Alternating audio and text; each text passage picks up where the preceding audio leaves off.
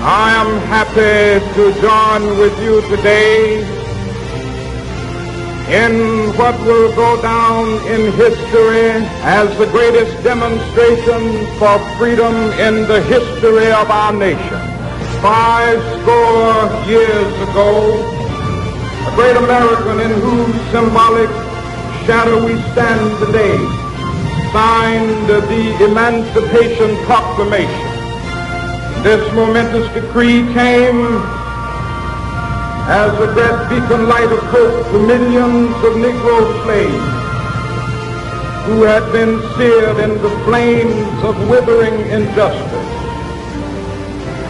It came as a joyous daybreak to end the long night of their captivity. But 100 years later, the Negro still is not free. 100 years later,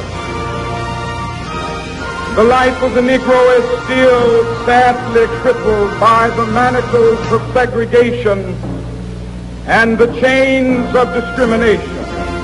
100 years later, the Negro lives on a lonely island of poverty in the midst of a vast ocean of material prosperity. 100 years later, the Negro is still languished in the corners of American society. He finds himself in exile in his own land. So we've come here today to dramatize a shameful condition.